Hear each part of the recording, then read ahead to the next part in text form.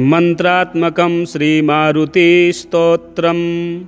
ओं नमो भगवते आंजनेयाय महाबलाय स्वाहा। ओं नमो वायुपुत्राय भीमरूपाय धीमते। नमस्ते रामदूताय कामरूपाय श्रीमते। महाशोकविनाशाय सीताशोकविनाशिने। भग्नाशोकवनायास्तु दग्धलङ्काय वाग्मिने। गतिनिर्जितवाताय लक्ष्मणप्राणदाय च। वनौकसाम्बरिष्ठाय वसिने वनवासिने। तत्त्वज्ञानसुधासिन्धु निमग्नाय महीयसे। आञ्जनेयाय शूराय सुग्रीवसचिवाय ते। जन्ममृत्युभयघ्नाय सर्वक्लेशहराय च। नेदिष्ठाय प्रेतभूतपिशाचभयहारिणे। यातनानाशनायातु नमो मर्कटरूपिणे। यक्षराक्षसशार्दूलसर्पवृश्चिकभिहृते। महाबलाय वीराय चिरञ्जीविन उद्धते। हारिणे वज्रदेहाय चोलल्लङ्घितमहाब्धये। बलिनामग्रगण्याय नमो नमः पाहि मारुते। लाभदोषि त्वमेवासु हनुमन् राक्षसान्तक। यशो जयं च मे देहि शत्रून्नाशय नाशय। स्वाश्रितानामभयदं य एवं स्तौति मारुतिं। हानिः कुतो भवेत् तस्य सर्वत्र विजयी भवेत्। मंत्रात्मकं श्रीमारुति स्तोत्रम संपूर्णम। इसी प्रकार के वीडियो देखने के लिए हमारे चैनल को सब्सक्राइब करें, वीडियो शेयर करें, लाइक करें। श्री हनुमद अष्टोत्तर शतनाम स्तोत्रम्। नारद उवाच सर्वशास्त्रार्थ तत्त्वज्ञ सर्वदेव नमस्कृत। यत्त्वया कथितं पूर्वं रामचन्द्रेण धीमता। स्तोत्रं समस्तं पापघ्नं श्रुत्वा धन्योऽस्मि पद्मज। इदानीं श्रोतुमिच्छामि लोकानां हितकाम्यया। वायोरंसावतरणमाहात्म्यं सर्वकामदं। वद मे विस्तराद् ब्रह्मन् देवगुह्यमनुत्तमम्। इति पृष्टो नारदेन ब्रह्मा लोकपितामहः। नमस्कृत्य जगन्नाथं लक्ष्मीकान्तं परात्परं। प्रोवाच वायोर्माहात्म्यं नारदाय महात्मने। यच्छ्रुत्वा सर्वसौभाग्यं प्राप्नुवन्ति जनाः सदा। ब्रह्मोवाच इदं रहस्यं पापघ्नं वायोरष्टोत्तरं शतं। विष्णूनां लोकनाथेन रमायै कथितं पुरा। रमा मामाह यद्दिव्यं तत्ते वक्ष्यामि नारद। इदं पवित्रं पापघ्नं श्रद्धया हृदि धारय। ॐ हनुमानञ्जनापुत्रो वायुसूनुर्महाबलः। रामदूतो हरिश्रेष्ठः सूरीकेसरी नन्दनः। सूर्यश्रेष्ठो महाकायो वज्री वज्रप्रहारवान्। महासत्त्वो महारूपो ब्रह्मण्यो ब्राह्मणप्रियः। मुख्यप्राणो महाभीमः पूर्णप्रज्ञो महागुरुः।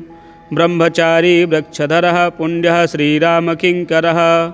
सीताशोकविनाशी च सिंहिका प्राणनाशकः। मैनाकगर्वभङ्गश्च छायाग्रहनिवारकः। लङ्कामोक्षप्रदो देवः सीतामार्गणतत्परः। रामाङ्गुलिप्रदाता च सीताहर्षविवर्धनः। महारूपधरो दिव्यो ह्यशोकवननाशकः। मन्त्रिपुत्रहरो वीरः पञ्चसेनाग्रमर्दनः। दशकण्ठसुतघ्नश्च ब्रह्मास्त्रवशगोऽव्ययः। दशाससलल्लापपरो लङ्कापुरविदाहकः। तीर्णाब्धिः कपिराजश्च कपियूथप्ररञ्जकः। चूडामणिप्रदाता च श्रीवत्स्यः प्रियदर्शकः। कौपीनकुण्डलधरः कनकाङ्गदभूषणः। सर्वशास्त्रसुसम्पन्नः सर्वज्ञो ज्ञानदोत्तमः। मुख्यप्राणो महावेगः शब्दशास्त्रविशारदः। बुद्धिमान् सर्वलोकेशः सुरेशो लोकरञ्जकः। लोकनाथो महादर्पः सर्वभूतभयापहः। रामवाहनरूपश्च सञ्जीवाचलभेदकः। कपीनां प्राणदाता च लक्ष्मणप्राणरक्षकः। रामपदसमीपस्थो लोहितास्यो महाहनुः। रामसन्देशकर्ता च भर्ता नन्दवर्धनः। रामाभिषेकलोलश्च रामकार्यधुरन्धरः कुन्तीगर्भसमुत्पन्नो भीमो भीमपराक्रमः लाक्षागृहादिविनिर्मुक्तो हिडिम्बासुरमर्दनः धर्मानुजः पाण्डुपुत्रो धनञ्जयसहायवान् बकासुरवधोद्युक्तस्तद्ग्रामपरिरक्षकः भिक्षाहाररतो नित्यं कुलालगृहमध्यगः पाञ्चाल्युद्वाह सञ्जातसम्मोदो बाहुकान्तिमान् विराटनगरे गूढचरः कीचकमर्दनः दुर्योधननिहन्ता च जरासन्धविमर्दनः सौगन्धिकापहर्ता च द्रौपदी प्राणवल्लभः पूर्णबोधो व्यासशिष्यो यतिरूपो महामतिः दुर्वादिगजसिंहस्य तर्कशास्त्रस्य खण्डकः बौद्धागमविभेत्ता च साङ्ख्यशास्त्रस्य दूषकः द्वैतशास्त्रप्रणेता च वेदव्यासमतानुगः पूर्णानन्दः पूर्णसत्त्वः पूर्णवैराग्यसागरः इति श्रुत्वा नारदस्तु वायोश्चरितमद्भुतं मुदा परमया युक्तः स्तोतुं समुपचक्रमे रामावतारजाताय हनुमद्रूपिणे नमः वासुदेवस्य भक्ताय भीमसेनाय ते नमः वेदव्यासमतोद्धारकर्ते पूर्णसुखाय च दुर्वादिध्वान्तचन्द्राय पूर्णबोधाय ते नमः गुरुराजाय धन्याय काञ्जनेत्राय ते नमः दिव्यरूपाय शान्ताय नमस्ते यतिरूपणे स्वान्तस्थवासुदेवाय सच्चित्ताय नमो नमः अज्ञानतिमिरार्काय व्यासशिष्याय ते नमः अथाभिवन्द्य पितरं ब्रह्माणं नारदो मुनिः परिक्रम्य विनिर्यातो वासुदेवं हरिं स्मरन्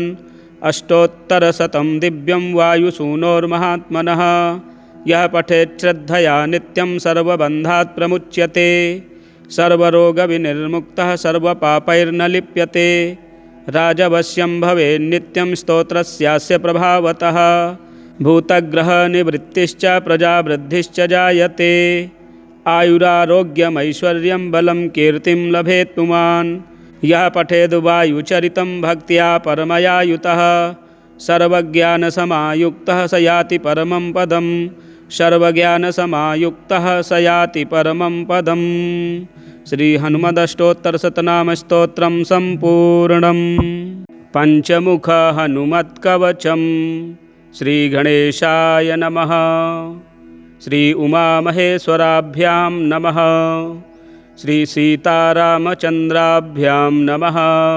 श्रीपञ्चवदनायाञ्जनेयाय नमः श्रीपार्वत्युवाच सदाशिववरस्वामिन् ज्ञानदप्रियकारकः कवचादिमया सर्वं देवानां संश्रुतं प्रिय इदानीं श्रोतुमिच्छामि कवचं करुणानिधे वायुसूनोर्वरं येन नान्यदन्वेषितं भवेत् साधकानां च सर्वस्वं हनुमत्प्रीतिवर्धनं श्रीशिव उवाच देवेशि दीर्घनयने दीक्षादीप्तकलेवरे मां पृच्छसि वरारोहो न कस्यापि मयोदितं कथं वाच्यं हनुमतः कवचं कल्पपादपं स्त्रीरूपा त्वमिदं नानाकूटमण्डितविग्रहं गह्वरं गुरुगम्यं च यत्र कुत्र वदिष्यसि तेन प्रत्युत पापानि जायन्ते गजगामिनी अत एव महेशानि नो वाच्यं कवचं प्रिये श्रीपार्वत्युवाच वदान्यस्य वचो नेदं नादेयं जगति तले स्वं वदान्यावधि प्राणनाथो मे प्रियकृत् सदा मह्यं च किं न दत्तं ते तदादीनां वदाम्यहं गणपं शाक्तशौरे च शैवं वैष्णवमुत्तमं मन्त्रयन्त्रादिजालं हि मह्यं सामान्यतस्त्वया दत्तं विशेषतो यद्यत्तत्सर्वं कथयामि ते श्रीरामतारको मन्त्रः को दण्डस्यापि मे प्रियः नृहरो सामराजो हि कालिकाद्याः प्रियं वद दशाविद्याविशेषेण षोडशी मन्त्रनायिकाः दक्षिणामूर्तिसंज्ञोऽन्यो मन्त्रराजो धरापते सहस्रार्जुनकस्यापि मन्त्रा येऽन्ये हनुमतः ये ते ह्यदेया देवेश तेऽपि मह्यं समर्पिताः किं बहुक्तेन गिरिशप्रेमयान्त्रितचेतसा अर्धाङ्गमपि मह्यं ते दत्तं किं ते वदाम्यहं स्त्रीरूपं मम जीवेश पूर्वं तु न विचारितं। श्रीशिव उवाच सत्यं सत्यं वरारोहे सर्वं दत्तं मया तव परं तु गिरिजे तुभ्यं कथ्यते शृणु साम्प्रतं कलौ पाखण्डबहुला नानावेशधरा नराः ज्ञानहीना लुब्धकाश्च वर्णाश्रमबहिष्कृताः वैष्णवत्वेन विख्याताः शैवत्वेन वरानन शाक्तत्वेन च देवेशि शौरत्वेनेतरे जनाः गाणपत्वेन गिरिजे शास्त्रज्ञानबहिष्कृताः गुरुत्वेन समाख्याता विचरिष्यन्ति भूतले ते शिष्यसङ्ग्रहं कर्तुर्मुद्युक्ता यत्र कुत्राचित् मन्त्राद्युच्चारणे तेषां नास्ति सामर्थ्यमम्बिके तच्छिष्याणां च गिरिजे तथापि जगति तले पठन्ति पाठयिष्यति विप्रद्वेषपराः सदा द्विजद्वेषपराणां हि नरके पतनं ध्रुवं प्रकृतं वच्मि गिरिजे यन्मया पूर्वमेरितं नानारूपमिदं नानाकूटमण्डितविग्रहं तत्रोत्तरं महेशाने शृणुयत्नेन साम्प्रतं तुभ्यं मया यदा देवी वक्तव्यं कवचं शुभं नानाकूटमयं पश्चात् त्वयापि प्रेमतः प्रियं वक्तव्यं कत्रचित्तत्तु भुवने विचरिष्यति विश्वान्तः पातिनां भद्रे यदि पुण्यवतां सतां सत्सम्प्रदायशुद्धानां दीक्षामन्त्रवतां प्रिये ब्राह्मणाः क्षत्रिया वैश्या विशेषेण वरानने उच्चारणे समर्थानां शास्त्रनिष्ठावतां सदा हस्तागतं भवेद्भद्रे तदा ते पुण्यमुत्तमम् अन्यथा शूद्रजातीनां पूर्वोक्तानां महेश्वरी मुखशुद्धिविहीनानां दाम्भिकानां सुरेश्वरी यदा हस्तगतं तस्यात् तदा पापं महत्तव तस्माद्विचार्य देवेशि ह्यधिकारिणमम्बिके वक्तव्यं नात्र सन्देहो ह्यन्यथा निरयं व्रजेत् किं कर्तव्यं मया तुभ्यमुच्यते प्रेमतः प्रिये त्वयापीदं विशेषेण गोपनीयं स्वयोनिवत्। ॐ श्रीपञ्चवदनायाञ्जनेयाय नमः। ॐ अस्य श्रीपञ्चमुखहनुमत्मन्त्रस्य ब्रह्मा ऋषिः गायत्री छन्दः पञ्चमुखविराट् हनुमान् देवता ह्रीं बीजं श्रीं शक्तिः क्रौं कीलकं क्रूं कवचं क्रैं अस्त्राय फट् इति दिग्बन्धः। श्रीगरुड उवाच अथ ध्यानं प्रवक्ष्यामि शृणु सर्वाङ्गसुन्दरी यत्कृतं देवदेवेन ध्यानं हनुमतः प्रियं पञ्चवक्त्रं महाभीमं त्रिपञ्चनयनैर्युतं बाहुभिर्दशभिर्युक्तं सर्वकामार्थसिद्धिदं पूर्वं तु वानरं वक्त्रं कोटिसूर्यसमप्रभं दष्ट्राकरालवदनं भ्रकुटिकुटिलेक्षणम् अस्यैव दक्षिणं वक्त्रं नारसिंहं महाद्भुतम् अत्युग्रतेजो वपुषं भीषणं भयनाशनं पश्चिमं गारुणं वक्त्रं वक्रतुण्डं महाबलं शर्वनागप्रशमनं विषभूतादिकृन्तनम् उत्तरं शौकरं वक्त्रं कृष्णं दीप्तं नभोपमं पातालसिंहवेतालज्वररोगादिकृन्तनम् ऊर्ध्वं हयाननं घोरं दानवान्तकरं परं येन वक्त्रेण विप्रेन्द्रतारकाख्यं महासुरं जघानशरणं तस्यात् सर्वशत्रुहरं परं ध्यात्वा पञ्चमुखं रुद्रं हनुमन्तं दयानिधिं खड्गं त्रिशूलं खट्वाङ्गं पाशमङ्कुशपर्वतं मुष्टिं कौमोदकीं वृक्षं धारयन्तं कमण्डलुं भिन्दिपालं ज्ञानमुद्रां दशभिर्मुनिपुङ्गवम् एतान्यायुधजालानि धारयन्तं भजाम्यहं प्रेतासनोपविष्टं तं सर्वाभरणभूषितं दिव्यमाल्याम्बरधरं दिव्यगन्धानुलेपनं सर्वाश्चर्यमयं देवं हनुमद्विश्वतोमुखं पञ्चास्यमच्युतमनेकविचित्रवर्णवक्त्रं शशाङ्कशिखरं कपिराजवर्यं पीताम्बरादिमुकुटैरूपशोभिताङ्गं पिङ्गाक्षमाद्यमनिशं मनसा स्मरामि मर्कटेशं महोत्साहं सर्वशत्रुहरं परं शत्रुसंहर मां रक्ष श्रीमन्नापदमुद्धर। ॐ हरिमर्कटमर्कटमन्त्रमिदं परिलिख्यति लिख्यति वामतले यदि नश्यति नश्यति शत्रुकुलं यदि मुञ्चति मुञ्चति वामलता। ॐ हरिमर्कटाय स्वाहा। ॐ नमो भगवते पंचवदनाय पूर्वकपिमुखाय सकलशत्रुसंहारकाय स्वाहा। ॐ नमो भगवते पंचवदनाय दक्षिणमुखाय करालवदनाय नरसिंहाय सकलभूतप्रमथनाय स्वाहा। ॐ नमो भगवते पंचवदनाय पश्चिममुखाय गरुडाननाय सकलविषहराय स्वाहा। ॐ नमो भगवते पंचवदनायोत्तरमुखायादिवराहाय सकलसम्पत्कराय स्वाहा।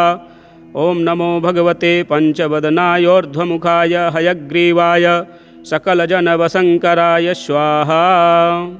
ॐ अस्य श्रीपञ्चमुखहनुमन्त्रस्य श्रीरामचन्द्र ऋषिः अनुष्टुप्छन्दः पञ्चमुखवीरहनुमान् देवता हनुमानिति बीजं वायुपुत्र इति शक्तिः अंजनासुत इति कीलकम्। श्रीरामदूत हनुमत्प्रसादसिद्ध्यर्थे जपे विनियोगः इति ऋष्यादिकं विन्यसेत। ॐ अंजनासुताय अंगुष्ठाभ्यां नमः। ॐ रुद्रमूर्तये तर्जनीभ्यां नमः। ॐ वायुपुत्राय मध्यमाभ्यां नमः। ॐ अग्निगर्भाय अनामिकाभ्यां नमः। ॐ रामदूताय कनिष्ठिकाभ्यां नमः। ॐ पंचमुखहनुमते करतलकरपृष्ठाभ्यां नमः।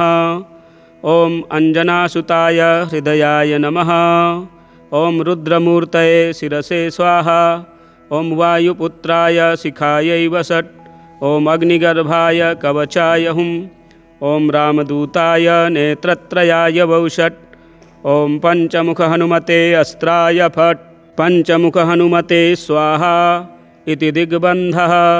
अथ ध्यानं वन्दे वानरनारसिंहखगराट् क्रोडाश्ववक्त्रान्वितं दिव्यालङ्करणं त्रिपञ्चनयनं देदीप्यमानं रुचा हस्ताब्जैरसिखेटपुस्तकसुधा कुम्भाङ्कुशाद्रिं हलं खट्वाङ्गं फणिभूरुहं दशभुजं शर्वारिवीरापहम्। अथ मन्त्रः। ॐ श्रीरामदूतायाञ्जनेयाय वायुपुत्राय महाबलपराक्रमाय सीतादुःखनिवारणाय लङ्कादहनकारणाय महाबलप्रचण्डाय फाल्गुनसखाय कोलाहलसकलब्रह्माण्डविश्वरूपाय सप्तसमुद्रनिर्लङ्घनाय पिङ्गलनयनायामितविक्रमाय सूर्यबिम्बफलसेवनाय दुष्टनिवारणाय दृष्टिनिरालङ्कृताय सञ्जीवनी सञ्जीविताङ्गद लक्ष्मण महाकपिसैन्यप्राणदाय दशकण्ठविध्वंसनाय रामेष्टाय महाफाल्गुनसखाय सीतासहित रामवरप्रदाय षट्प्रयोगागमपञ्चमुख वीरहनुमन्मन्त्रजपे विनियोगः। ॐ हरिमर्कटमर्कटाय बं बं बं बं बं बं वौषट् स्वाहा। ॐ हरिमर्कटमर्कटाय फं फं फं फं फं फं फट् स्वाहा। ॐ हरिमर्कटमर्कटाय खें खें खें खें खें मारणाय स्वाहा। ॐ हरिमर्कटमर्कटाय लुं लुं लुं लुं लुं आकर्षित सकलसम्पत्कराय स्वाहा। ॐ हरिमर्कटमर्कटाय धं धं धं धं धं शत्रुस्तम्भनाय स्वाहा। ॐ टं टं टं टं टं कूर्ममूर्तये पञ्चमुखवीरहनुमते परयन्त्र परतन्त्रोच्चाटनाय स्वाहा। ॐ कं खं गं घं गं चं छं जं झं यं टं ठं डं ढं डं तं थं दं धं नं पं फं बं भं मं यं रं लं वं शं शं शं हं लं क्षं स्वाहा इति दिग्बन्धः। ॐ पूर्वकपिमुखाय पंचमुखहनुमते टं टं टं टं टं सकलशत्रुसंहारणाय स्वाहा। ॐ दक्षिणमुखाय पंचमुखहनुमते करालवदनाय नरसिंहाय ॐ ह्रां ह्रीं ह्रूं ह्रैं ह्रौं ह्रः सकलभूतप्रेतदमनाय स्वाहा। ॐ पश्चिममुखाय गरुडाननाय पंचमुखहनुमते मं मं मं मं मं सकलविषहराय स्वाहा। ॐ उत्तरमुखायादिवराहाय लं लं लं लं लं नृसिंहाय नीलकण्ठमूर्तये पञ्चमुखहनुमते स्वाहा। ॐ ऊर्ध्वमुखाय हयग्रीवाय रुं रुं रुं रुं रुं रुद्रमूर्तये सकलप्रयोजननिर्वाहकाय स्वाहा। ॐ अञ्जनासुताय वायुपुत्राय महाबलाय सीताशोकनिवारणाय श्रीरामचन्द्रकृपापादुकाय महावीर्यप्रमथनाय ब्रह्माण्डनाथाय कामदाय पञ्चमुखवीरहनुमते स्वाहा। भूतप्रेतपिशाच ब्रह्मराक्षस शाकिनी डाकिनी न्यन्तरिक्षग्रह परयन्त्र परतन्त्रोच्चाटनाय स्वाहा। सकलप्रयोजननिर्वाहकाय पञ्चमुखी वीरहनुमते श्रीरामचन्द्रवरप्रसादाय जं जं जं जं जं स्वाहा।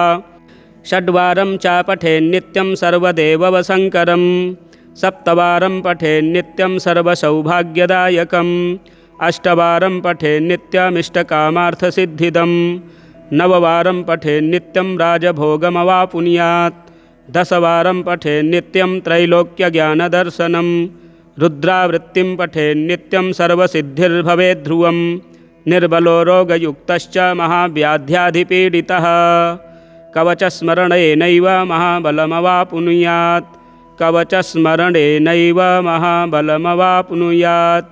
श्रीसुदर्शनसंहितायां श्रीरामचन्द्रसीताप्रोक्तं श्रीपञ्चमुखहनुमत्कवचं सम्पूर्णम्। मन्त्रात्मकं श्रीमारुतिस्तोत्रम्। ॐ नमो भगवते आञ्जनेयाय महाबलाय स्वाहा। ॐ नमो वायुपुत्राय भीमरूपाय धीमते। नमस्ते रामदूताय कामरूपाय श्रीमते। महाशोकविनाशाय सीताशोकविनाशिने भग्नाशोकवनायास्तु दग्धलङ्काय वाग्मिने गतिनिर्जितवाताय लक्ष्मणप्राणदाय च वनौकसाम्बरिष्ठाय वसिने वनवासिने तत्त्वज्ञानसुधासिन्धुनिमग्नाय महीयसे आञ्जनेयाय शूराय सुग्रीवसचिवाय ते जन्ममृत्युभयघ्नाय सर्वक्लेशहराय च नेदिष्ठाय प्रेतभूतपिशाचभयहारिणे यातनानाशनायातु नमो मर्कटरूपिणे यक्षराक्षसशार्दूलसर्पवृश्चिकभिहृते महाबलाय वीराय चिरञ्जीविन उद्धते हारिणे वज्रदेहाय चोलल्लङ्घितमहाब्धये बलिनामग्रगण्याय नमो नमः पाहि मारुते लाभदोषि त्वमेवासु हनुमन् राक्षसान्तक यशो जयं च मे देहि शत्रून्नाशय नाशय स्वाश्रितानामभयदं य एवं स्तौति मारुतिं हानिः कुतो भवेत् तस्य सर्वत्र विजयी भवेत्। मंत्रात्मकं श्रीमारुति स्तोत्रम संपूर्णम। इसी प्रकार के वीडियो देखने के लिए हमारे चैनल को सब्सक्राइब करें, वीडियो शेयर करें, लाइक करें। श्री हनुमद अष्टोत्तर शतनाम स्तोत्रम। नारद उवाच सर्वशास्त्रार्थ तत्त्वज्ञ सर्वदेव नमस्कृत यत्त्वया कथितं पूर्वं रामचन्द्रेण धीमता स्तोत्रं समस्तं पापघ्नं श्रुत्वा धन्योऽस्मि पद्मज इदानीं श्रोतुमिच्छामि लोकानां हितकाम्यया वायोरंसावतरणमाहात्म्यं सर्वकामदं वद मे विस्तरात् ब्रह्मन् देवगुह्यमनुत्तमम् इति पृष्टो नारदेन ब्रह्मालोकपितामहः नमस्कृत्य जगन्नाथं लक्ष्मीकान्तं परात्परं प्रोवाच वायोर्माहात्म्यं नारदाय महात्मने यच्छ्रुत्वा सर्वसौभाग्यं प्राप्नुवन्ति जनाः सदा। ब्रह्मोवाच इदं रहस्यं पापघ्नं वायोरष्टोत्तरं शतं विष्णूनां लोकनाथेन रमायै कथितं पुरा रमा मामाह यद्दिव्यं तत्ते वक्ष्यामि नारद इदं पवित्रं पापघ्नं श्रद्धया हृदि धारय। ॐ हनुमानञ्जना पुत्रो वायुसूनुर्महाबलः रामदूतो हरिश्रेष्ठः सूरीकेसरी नन्दनः सूर्यश्रेष्ठो महाकायो वज्री वज्रप्रहारवान् महासत्त्वो महारूपो ब्रह्मण्यो ब्राह्मणप्रियः मुख्यप्राणो महाभीमः पूर्णप्रज्ञो महागुरुः ब्रह्मचारी वृक्षधरः पुण्यः श्रीरामकिङ्करः सीताशोकविनाशी च सिंहिका प्राणनाशकः मैनाकगर्वभङ्गश्च छायाग्रहनिवारकः लङ्कामोक्षप्रदो देवः सीतामार्गणतत्परः रामाङ्गुलिप्रदाता च सीताहर्षविवर्धनः महारूपधरो दिव्यो ह्यशोकवननाशकः मन्त्रिपुत्रहरो वीरः पञ्चसेनाग्रमर्दनः दशकण्ठसुतघ्नश्च ब्रह्मास्त्रवसगोऽव्ययः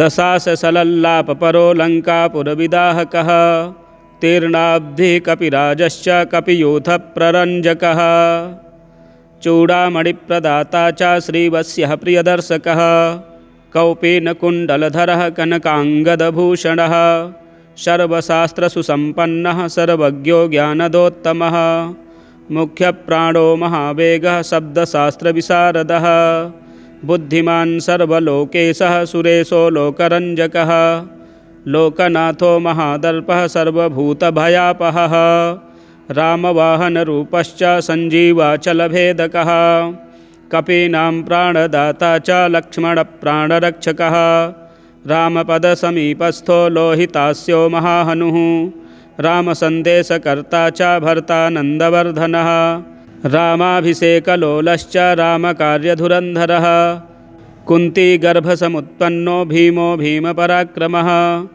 लाक्षागृहादिविनिर्मुक्तो हिडिम्बासुरमर्दनः धर्मानुजः पाण्डुपुत्रो धनञ्जयसहायवान् बकासुरवधोद्युक्तस्तद्ग्रामपरिरक्षकः भिक्षाहाररतो नित्यं कुलालगृहमध्यगः पाञ्चाल्युद्वाह सञ्जातसम्मोदो बाहुकान्तिमान् विराटनगरे गूढचरः कीचकमर्दनः दुर्योधननिहन्ता च जरासन्धविमर्दनः सौगन्धिकापहर्ता च द्रौपदी प्राणवल्लभः पूर्णबोधो व्यासशिष्यो यतिरूपो महामतिः दुर्वादिगजसिंहस्य तर्कशास्त्रस्य खण्डकः बौद्धागमविभेत्ता च साङ्ख्यशास्त्रस्य दूषकः द्वैतशास्त्रप्रणेता च वेदव्यासमतानुगः पूर्णानन्दः पूर्णसत्त्वः पूर्णवैराग्यसागरः इति श्रुत्वा नारदस्तु वायोश्चरितमद्भुतं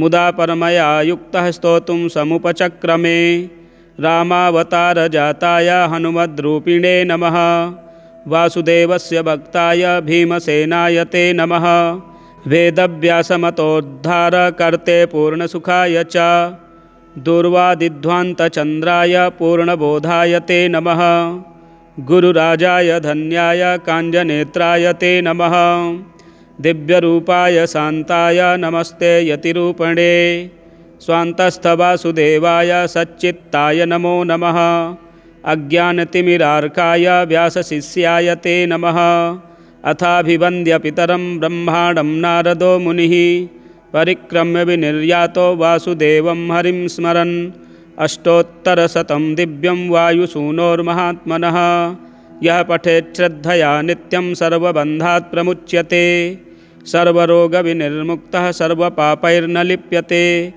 राजवश्यं भवेन्नित्यं स्तोत्रस्यास्य प्रभावतः भूतग्रहनिवृत्तिश्च प्रजावृद्धिश्च जायते आयुरारोग्यमैश्वर्यं बलं कीर्तिं लभेत् पुमान् यः पठेद् वायुचरितं भक्त्या परमयायुतः सर्वज्ञानसमायुक्तः स याति परमं पदं सर्वज्ञानसमायुक्तः स याति परमं पदम् श्रीहनुमदष्टोत्तरशतनामस्तोत्रं सम्पूर्णम् पञ्चमुख हनुमत्कवचं श्रीगणेशाय नमः श्री उमामहेश्वराभ्यां नमः श्रीसीतारामचन्द्राभ्यां नमः श्रीपञ्चवदनायाञ्जनेयाय नमः श्रीपार्वत्युवाच सदाशिववरस्वामिन् ज्ञानदप्रियकारकः कवचादिमया सर्वं देवानां संसृतं प्रिय।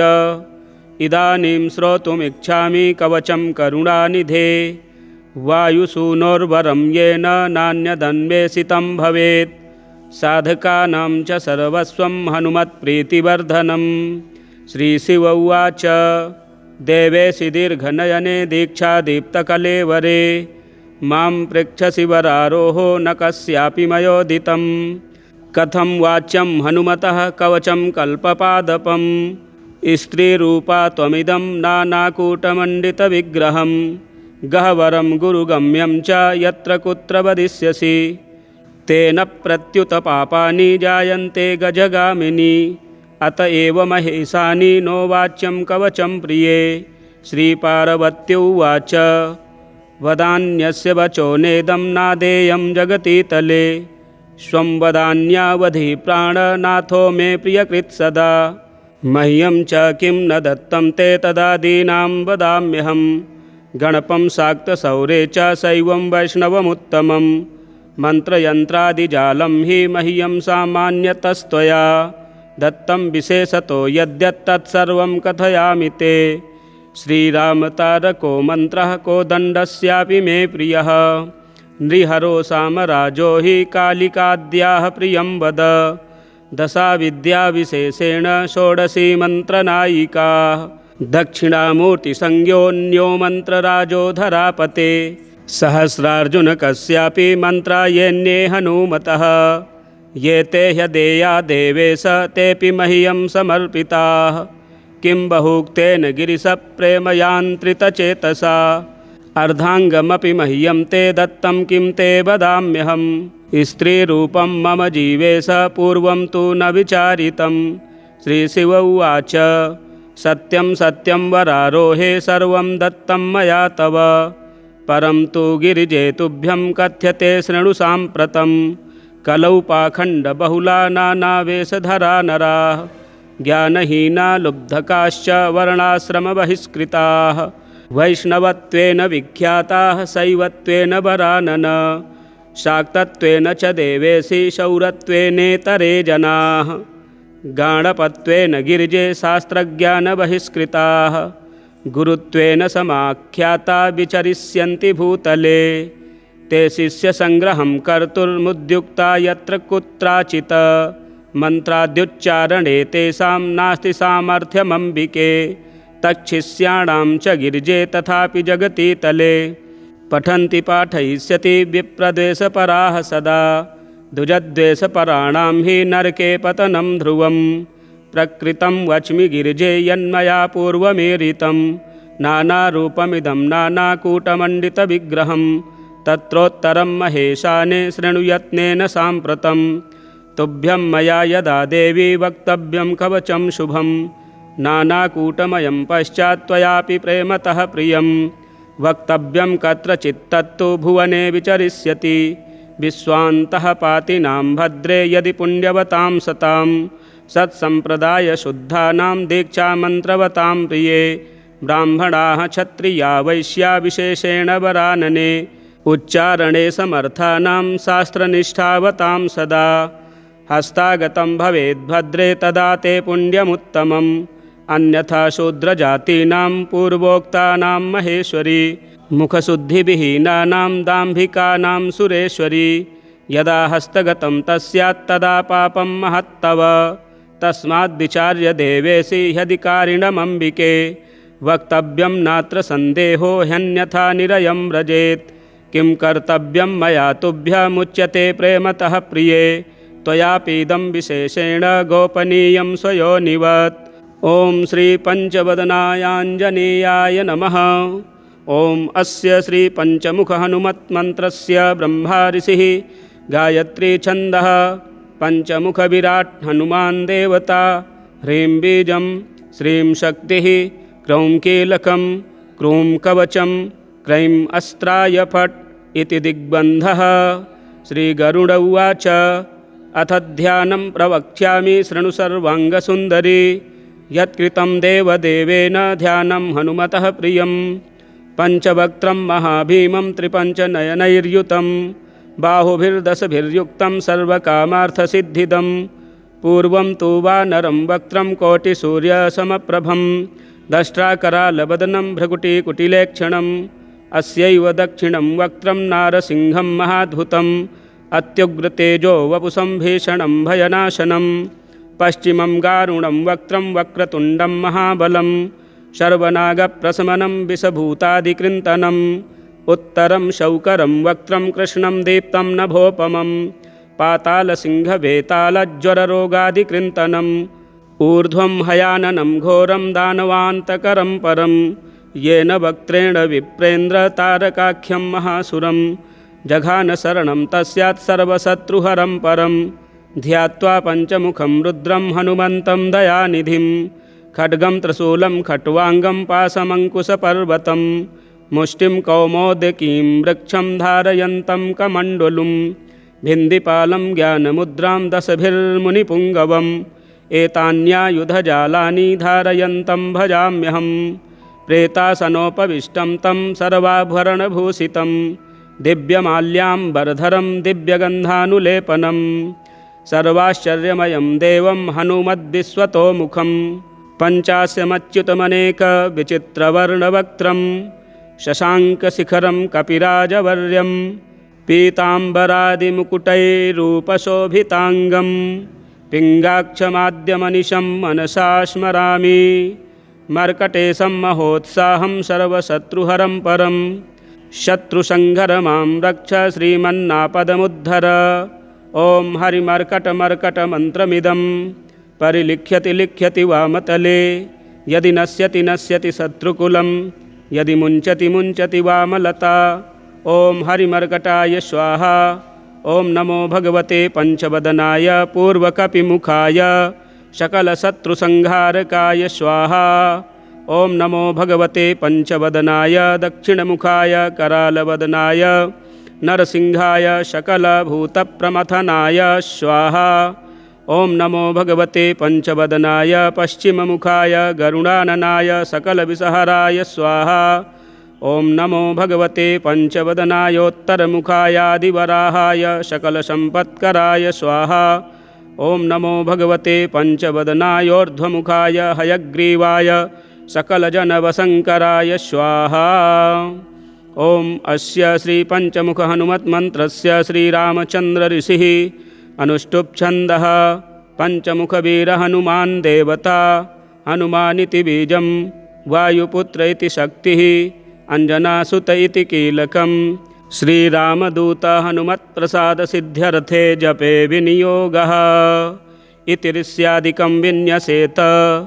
ॐ अंजनासुताय अंगुष्ठाभ्यां नमः ॐ रुद्रमूर्तये तर्जनीभ्यां नमः ॐ वायुपुत्राय मध्यमाभ्यां नमः ॐ अग्निगर्भाय अनामिकाभ्यां नमः ॐ रामदूताय कनिष्ठिकाभ्यां नमः ॐ पञ्चमुखहनुमते करतलकरपृष्ठाभ्यां नमः ॐ अंजनासुताय हृदयाय नमः ॐ रुद्रमूर्तये शिरसे स्वाहा ॐ वायुपुत्राय शिखायै वषट् ॐ अग्निगर्भाय कवचाय हुं ॐ रामदूताय नेत्रत्रयाय वौषट् ॐ पञ्चमुखहनुमते अस्त्राय फट् पञ्चमुखहनुमते स्वाहा इति दिग्बन्धः अथ ध्यानं वन्दे वानरनारसिंहखगराट् क्रोडाश्ववक्त्रान्वितं दिव्यालङ्करणं त्रिपञ्चनयनं देदीप्यमानं रुचा हस्ताब्जैरसिखेटपुस्तकसुधा कुम्भाङ्कुशाद्रिं हलं खट्वाङ्गं फणिभूरुहं दशभुजं शर्वारिवीरापहम् अथ मन्त्रः ॐ श्रीरामदूतायाञ्जनेयाय वायुपुत्राय महाबलपराक्रमाय सीतादुःखनिवारणाय लङ्कादहनकारणाय महाबलप्रचण्डाय फाल्गुनसखाय कोलाहलसकलब्रह्माण्डविश्वरूपाय सप्तसमुद्रनिर्लङ्घनाय पिङ्गलनयनायामितविक्रमाय सूर्यबिम्बफलसेवनाय दुष्टनिवारणाय दृष्टिनिरालङ्कृताय सञ्जीवनी सञ्जीविताङ्गद लक्ष्मण महाकपिसैन्यप्राणदाय दशकण्ठविध्वंसनाय रामेष्टाय महाफाल्गुनसखाय सीतासहित रामवरप्रदाय षट्प्रयोगागमपञ्चमुख वीरहनुमन्मन्त्रजपे विनियोगः। ॐ हरिमर्कटमर्कटाय बं बं बं बं बं बं वौषट् स्वाहा। ॐ हरिमर्कटमर्कटाय फं फं फं फं फं फं फट् स्वाहा। ॐ हरिमर्कटमर्कटाय खें खें खें खें खें मारणाय स्वाहा। ॐ हरिमर्कटमर्कटाय लुं लुं लुं लुं लुं आकर्षित सकलसम्पत्कराय स्वाहा। ॐ हरिमर्कटमर्कटाय धं धं धं धं धं शत्रुस्तम्भनाय स्वाहा। ॐ टं टं टं टं टं कूर्ममूर्तये पञ्चमुखवीरहनुमते परयन्त्र परतन्त्रोच्चाटनाय स्वाहा।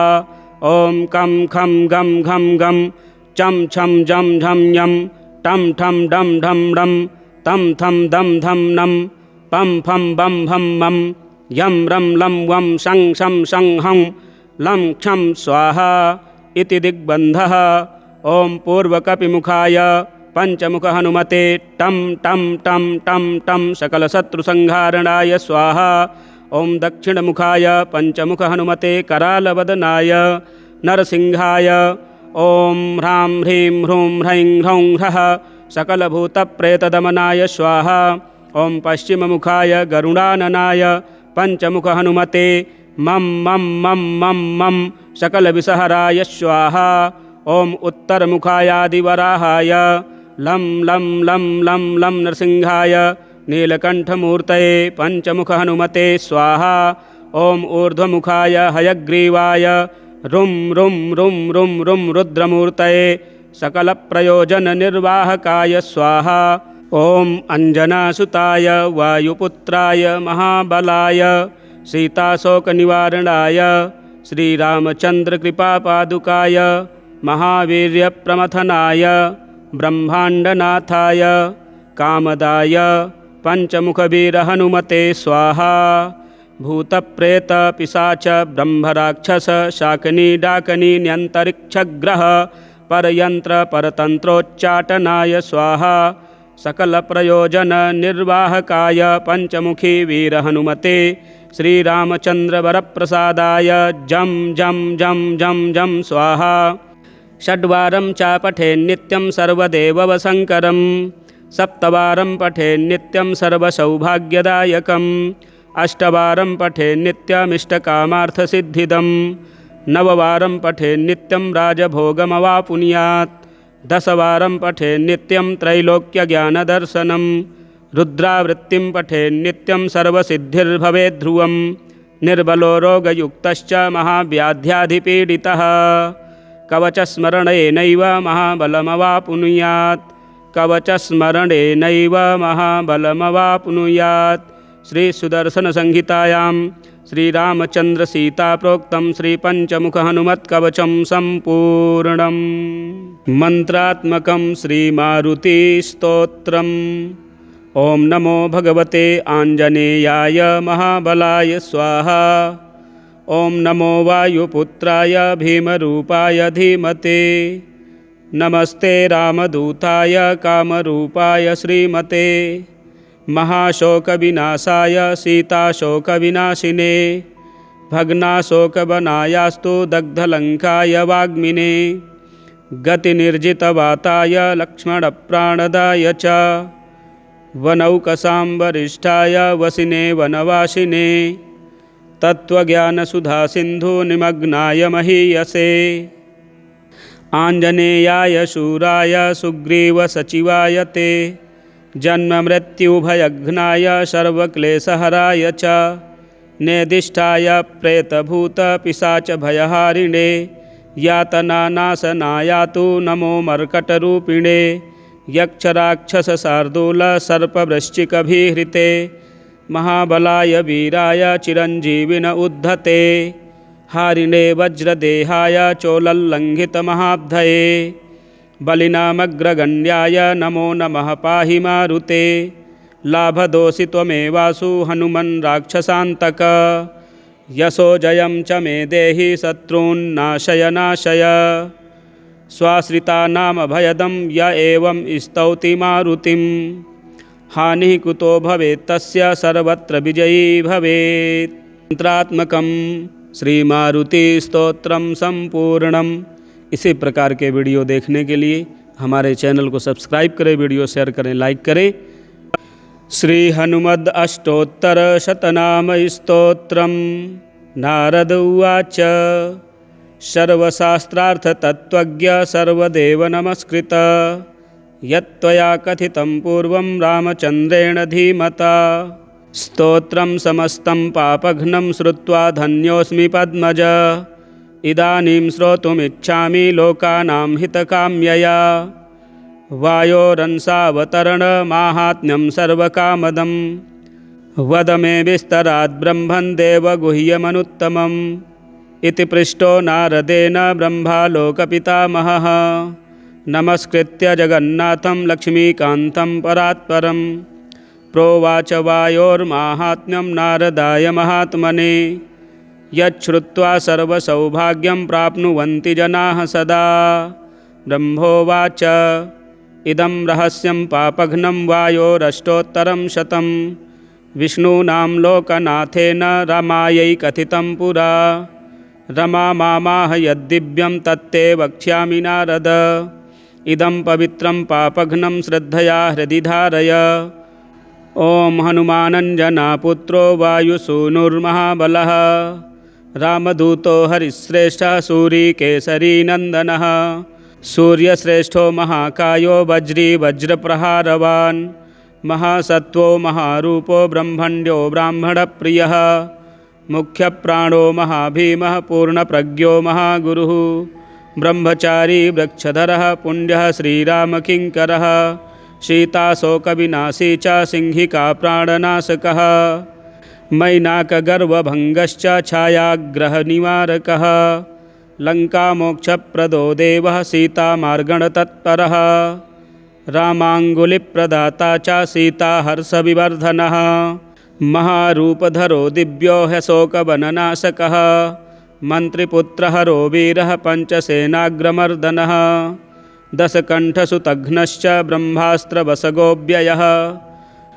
दशाससलल्लापपरो लङ्कापुरविदाहकः तीर्णाब्धिः कपिराजश्च कपियूथप्ररञ्जकः चूडामणिप्रदाता च श्रीवत्स्यः प्रियदर्शकः कौपीनकुण्डलधरः कनकाङ्गदभूषणः सर्वशास्त्रसुसम्पन्नः सर्वज्ञो ज्ञानदोत्तमः मुख्यप्राणो महावेगः शब्दशास्त्रविशारदः बुद्धिमान् सर्वलोकेशः सुरेशो लोकरञ्जकः लोकनाथो महादर्पः सर्वभूतभयापहः रामवाहनरूपश्च सञ्जीवाचलभेदकः कपीनां प्राणदाता च लक्ष्मणप्राणरक्षकः रामपदसमीपस्थो लोहितास्यो महाहनुः रामसन्देशकर्ता च भर्तानन्दवर्धनः रामाभिषेकलोलश्च रामकार्यधुरन्धरः कुन्तीगर्भसमुत्पन्नो भीमो भीमपराक्रमः लाक्षागृहादिविनिर्मुक्तो हिडिम्बासुरमर्दनः धर्मानुजः पाण्डुपुत्रो धनञ्जयसहायवान् बकासुरवधोद्युक्तस्तद्ग्रामपरिरक्षकः भिक्षाहाररतो नित्यं कुलालगृहमध्यगः पाञ्चाल्युद्वाह सञ्जातसम्मोदो बाहुकान्तिमान् विराटनगरे गूढचरः कीचकमर्दनः दुर्योधननिहन्ता च जरासन्धविमर्दनः सौगन्धिकापहर्ता च द्रौपदी प्राणवल्लभः पूर्णबोधो व्यासशिष्यो यतिरूपो महामतिः दुर्वादिगजसिंहस्य तर्कशास्त्रस्य खण्डकः बौद्धागमविभेत्ता च साङ्ख्यशास्त्रस्य दूषकः द्वैतशास्त्रप्रणेता च वेदव्यासमतानुगः पूर्णानन्दः पूर्णसत्त्वः पूर्णवैराग्यसागरः इति श्रुत्वा नारदस्तु वायोश्चरितमद्भुतं मुदा परमया युक्तः स्तोतुं समुपचक्रमे रामावतारजाताय हनुमद्रूपिणे नमः वासुदेवस्य भक्ताय भीमसेनाय ते नमः वेदव्यासमतोद्धारकर्ते पूर्णसुखाय च दूर्वादिध्वान्तचन्द्राय पूर्णबोधाय ते नमः। गुरुराजाय धन्याय काञ्जनेत्राय ते नमः। दिव्यरूपाय शान्ताय नमस्ते यतिरूपिणे। स्वान्तस्थवासुदेवाय सच्चित्ताय नमो नमः। अज्ञानतिमिरार्काय व्यासशिष्याय ते नमः। अथाभिवन्द्य पितरं ब्रह्माणं नारदो मुनिः परिक्रम्य विनिर्यातो वासुदेवं हरिं स्मरन् अष्टोत्तरशतं दिव्यं वायुसूनोर्महात्मनः। यः पठेत् श्रद्धया नित्यं सर्वबन्धात् प्रमुच्यते। सर्वरोगविनिर्मुक्तः सर्वपापैर्न लिप्यते। राजवश्यं भवेन्नित्यं स्तोत्रस्यास्य प्रभावतः। भूतग्रहनिवृत्तिश्च प्रजावृद्धिश्च जायते। आयुरारोग्यमैश्वर्यं बलं कीर्तिं लभेत् पुमान्। यः पठेद् वायुचरितं भक्त्या परमया युतः सर्वज्ञानसमायुक्तः स याति परमं पदम्। सर्वज्ञानसमायुक्तः स याति परमं पदम्। श्रीहनुमदष्टोत्तरशतनामस्तोत्रं सम्पूर्णम्। पञ्चमुख हनुमत्कवचं श्रीगणेशाय नमः। श्री उमामहेश्वराभ्यां नमः। श्रीसीतारामचन्द्राभ्यां नमः। श्रीपञ्चवदनायाञ्जनेयाय नमः। श्रीपार्वत्युवाच सदाशिववरस्वामिन् ज्ञानदप्रियकारकः कवचादिमया सर्वं देवानां संश्रुतं प्रिय। इदानीं श्रोतुमिच्छामि कवचं करुणानिधे। वायुसूनोर्वरं येन नान्यदन्वेषितं भवेत्। साधकानां च सर्वस्वं हनुमत्प्रीतिवर्धनं। श्रीशिव उवाच देवेशि दीर्घनयने दीक्षादीप्तकलेवरे मां पृच्छसि वरारोहो न कस्यापि मयोदितं। कथं वाच्यं हनुमतः कवचं कल्पपादपं। स्त्रीरूपा त्वमिदं नानाकूटमण्डितविग्रहं। गह्वरं गुरुगम्यं च यत्र कुत्र वदिष्यसि। तेन प्रत्युत पापानि जायन्ते गजगामिनि। अत एव महेशानि नो वाच्यं कवचं प्रिये। श्रीपार्वत्युवाच वदान्यस्य वचो नेदं नादेयं जगतीतले। स्वं वदान्यावधि प्राणनाथो मे प्रियकृत् सदा। मह्यं च किं न दत्तं ते तदादीनां वदाम्यहम्। गणपं शाक्तशौरे च शैवं वैष्णवमुत्तमं। मन्त्रयन्त्रादिजालं हि मह्यं सामान्यतस्त्वया दत्तं विशेषतो यद्यत्तत्सर्वं कथयामि ते। श्रीरामतारको मन्त्रः कोदण्डस्यापि मे प्रियः। नृहरो सामराजो हि कालिकाद्याः प्रियं वद।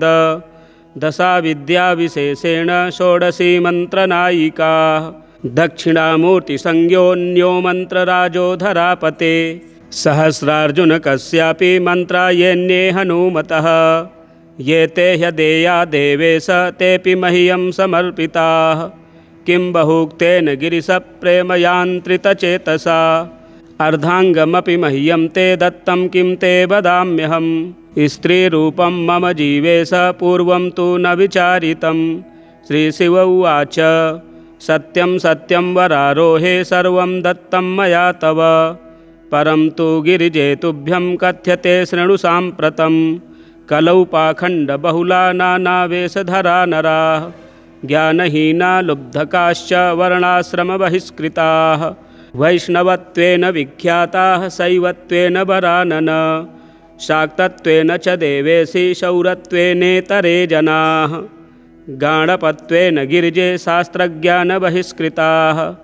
गुरुत्वेन समाख्याता विचरिष्यन्ति भूतले। ते शिष्यसङ्ग्रहं कर्तुर्मुद्युक्ता यत्र कुत्राचित्। मन्त्राद्युच्चारणे तेषां नास्ति सामर्थ्यमम्बिके। तच्छिष्याणां च गिरिजे तथापि जगति तले। पठन्ति पाठयिष्यति विप्रद्वेषपराः सदा। द्विजद्वेषपराणां हि नरके पतनं ध्रुवं। प्रकृतं वच्मि गिरिजे यन्मया पूर्वमेरितं। नानारूपमिदं नानाकूटमण्डितविग्रहं। तत्रोत्तरं महेशाने शृणुयत्नेन साम्प्रतं। तुभ्यं मया यदा देवी वक्तव्यं कवचं शुभं नानाकूटमयं पश्चात् त्वयापि प्रेमतः प्रियं वक्तव्यं कत्रचित् तत्तु भुवने विचरिष्यति विश्वान्तः पातिनां भद्रे यदि पुण्यवतां सतां सत्सम्प्रदायशुद्धानां दीक्षामन्त्रवतां प्रिये ब्राह्मणाः क्षत्रिया वैश्या विशेषेण वरानने उच्चारणे समर्थानां शास्त्रनिष्ठावतां सदा हस्तागतं भवेद्भद्रे तदा ते पुण्यमुत्तमम् अन्यथा शूद्रजातीनां पूर्वोक्तानां महेश्वरी मुखशुद्धिविहीनानां दाम्भिकानां सुरेश्वरी यदा हस्तगतं तस्यात् तदा पापं महत्तव तस्माद्विचार्य देवेशि ह्यधिकारिणमम्बिके वक्तव्यं नात्र सन्देहो ह्यन्यथा निरयं व्रजेत् किं कर्तव्यं मया तुभ्यमुच्यते प्रेमतः प्रिये त्वयापीदं विशेषेण गोपनीयं स्वयोनिवत् ॐ श्री पंचवदनायाञ्जनेयाय नमः। ॐ अस्य श्री पंचमुख हनुमत्मन्त्रस्य ब्रह्मा ऋषिः गायत्री छन्दः पंचमुख विराट् हनुमान् देवता ह्रीं बीजं श्रीं शक्तिः क्रौं कीलकं क्रूं कवचं क्रैं अस्त्राय फट् इति दिग्बन्धः। श्रीगरुड उवाच अथ ध्यानं प्रवक्ष्यामि शृणु सर्वाङ्गसुन्दरी यत्कृतं देवदेवेन ध्यानं हनुमतः प्रियं पञ्चवक्त्रं महाभीमं त्रिपञ्चनयनैर्युतं बाहुभिर्दशभिर्युक्तं सर्वकामार्थसिद्धिदं पूर्वं तु वानरं वक्त्रं कोटिसूर्यसमप्रभं दष्ट्राकरालवदनं भ्रकुटिकुटिलेक्षणम् अस्यैव दक्षिणं वक्त्रं नारसिंहं महाद्भुतम् अत्युग्रतेजो वपुषं भीषणं भयनाशनं पश्चिमं गारुणं वक्त्रं वक्रतुण्डं महाबलं शर्वनागप्रशमनं विषभूतादिकृन्तनम् उत्तरं शौकरं वक्त्रं कृष्णं दीप्तं नभोपमं पातालसिंहवेतालज्वररोगादिकृन्तनम् ऊर्ध्वं हयाननं घोरं दानवान्तकरं परं येन वक्त्रेण विप्रेन्द्रतारकाख्यं महासुरं जघानशरणं तस्यात् सर्वशत्रुहरं परं ध्यात्वा पञ्चमुखं रुद्रं हनुमन्तं दयानिधिं खड्गं त्रिशूलं खट्वाङ्गं पाशमङ्कुशपर्वतं मुष्टिं कौमोदकीं वृक्षं धारयन्तं कमण्डलुं भिन्दिपालं ज्ञानमुद्रां दशभिर्मुनिपुङ्गवम् एतान्यायुधजालानि धारयन्तं भजाम्यहं प्रेतासनोपविष्टं तं सर्वाभरणभूषितं दिव्यमाल्याम्बरधरं दिव्यगन्धानुलेपनं सर्वाश्चर्यमयं देवं हनुमद्विश्वतोमुखं पञ्चास्यमच्युतमनेकविचित्रवर्णवक्त्रं शशाङ्कशिखरं कपिराजवर्यं पीताम्बरादिमुकुटैरूपशोभिताङ्गं पिङ्गाक्षमाद्यमनिशं मनसा स्मरामि मर्कटेशं महोत्साहं सर्वशत्रुहरं परं शत्रुसंहर मां रक्ष श्रीमन्नापदमुद्धर। ॐ हरिमर्कटमर्कटमन्त्रमिदं परिलिख्यति लिख्यति वामतले यदि नश्यति नश्यति शत्रुकुलं यदि मुञ्चति मुञ्चति वामलता। ॐ हरिमर्कटाय स्वाहा। ॐ नमो भगवते पंचवदनाय पूर्वकपिमुखाय सकलशत्रुसंहारकाय स्वाहा। ॐ नमो भगवते पंचवदनाय दक्षिणमुखाय करालवदनाय नरसिंहाय सकलभूतप्रमथनाय स्वाहा। ॐ नमो भगवते पंचवदनाय पश्चिममुखाय गरुडाननाय सकलविषहराय स्वाहा। ॐ नमो भगवते पंचवदनायोत्तरमुखायादिवराहाय सकलसम्पत्कराय स्वाहा। ॐ नमो भगवते पंचवदनायोर्ध्वमुखाय हयग्रीवाय सकलजनवशङ्कराय स्वाहा। ॐ अस्य श्रीपञ्चमुखहनुमन्त्रस्य श्रीरामचन्द्र ऋषिः अनुष्टुप्छन्दः पञ्चमुखवीरहनुमान् देवता हनुमानिति बीजं वायुपुत्र इति शक्तिः अंजनासुत इति कीलकं श्रीरामदूत हनुमत्प्रसादसिद्ध्यर्थे जपे विनियोगः इति ऋष्यादिकं विन्यसेत। ॐ अंजनासुताय अंगुष्ठाभ्यां नमः। ॐ रुद्रमूर्तये तर्जनीभ्यां नमः। ॐ वायुपुत्राय मध्यमाभ्यां नमः। ॐ अग्निगर्भाय अनामिकाभ्यां नमः। ॐ रामदूताय कनिष्ठिकाभ्यां नमः। ॐ पञ्चमुखहनुमते करतलकरपृष्ठाभ्यां नमः। ॐ अञ्जनासुताय हृदयाय नमः। ॐ रुद्रमूर्तये शिरसे स्वाहा। ॐ वायुपुत्राय शिखायै वषट्। ॐ अग्निगर्भाय कवचाय हुं। ॐ रामदूताय नेत्रत्रयाय वौषट्। ॐ पञ्चमुखहनुमते अस्त्राय फट्। पञ्चमुखहनुमते स्वाहा इति दिग्बन्धः। अथ ध्यानं वन्दे वानरनारसिंहखगराट् क्रोडाश्ववक्त्रान्वितं दिव्यालङ्करणं त्रिपञ्चनयनं देदीप्यमानं रुचा हस्ताब्जैरसिखेटपुस्तकसुधा कुम्भाङ्कुशाद्रिं हलं खट्वाङ्गं फणिभूरुहं दशभुजं शर्वारिवीरापहम्। अथ मन्त्रः ॐ श्रीरामदूतायाञ्जनेयाय वायुपुत्राय महाबलपराक्रमाय सीतादुःखनिवारणाय लङ्कादहनकारणाय महाबलप्रचण्डाय फाल्गुनसखाय कोलाहलसकलब्रह्माण्डविश्वरूपाय सप्तसमुद्रनिर्लङ्घनाय पिङ्गलनयनायामितविक्रमाय सूर्यबिम्बफलसेवनाय दुष्टनिवारणाय दृष्टिनिरालङ्कृताय सञ्जीवनी सञ्जीविताङ्गद लक्ष्मण महाकपिसैन्यप्राणदाय दशकण्ठविध्वंसनाय रामेष्टाय महाफाल्गुनसखाय सीतासहित रामवरप्रदाय षट्प्रयोगागमपञ्चमुख वीरहनुमन्मन्त्रजपे विनियोगः। ॐ हरिमर्कटमर्कटाय बं बं बं बं बं बं वौषट् स्वाहा। ॐ हरिमर्कटमर्कटाय फं फं फं फं फं फं फट् स्वाहा। ॐ हरिमर्कटमर्कटाय खें खें खें खें खें मारणाय स्वाहा। ॐ हरिमर्कटमर्कटाय लुं लुं लुं लुं लुं आकर्षित सकलसम्पत्कराय स्वाहा। ॐ हरिमर्कटमर्कटाय धं धं धं धं धं शत्रुस्तम्भनाय स्वाहा। ॐ टं टं टं टं टं कूर्ममूर्तये पञ्चमुखवीरहनुमते परयन्त्रपरतन्त्रोच्चाटनाय स्वाहा। ॐ कं खं गं घं गं चं छं जं झं यं टं ठं डं ढं डं तं थं दं धं नं पं फं बं भं मं यं रं लं वं शं शं शं हं लं क्षं स्वाहा इति दिग्बन्धः। ॐ पूर्वकपिमुखाय पञ्चमुखहनुमते टं टं टं टं टं सकलशत्रुसंहारणाय स्वाहा।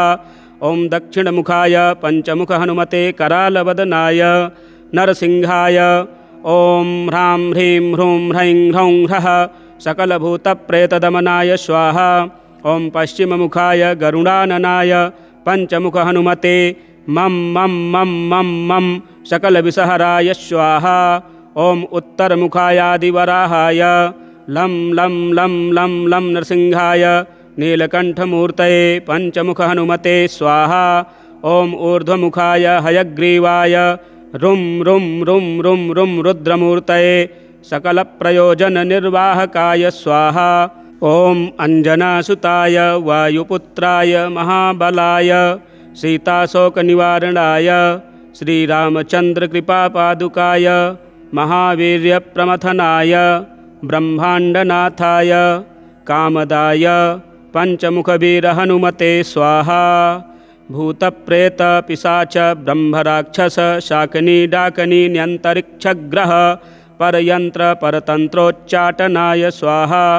सकलप्रयोजननिर्वाहकाय पञ्चमुखी वीरहनुमते श्रीरामचन्द्रवरप्रसादाय जं जं जं जं जं स्वाहा।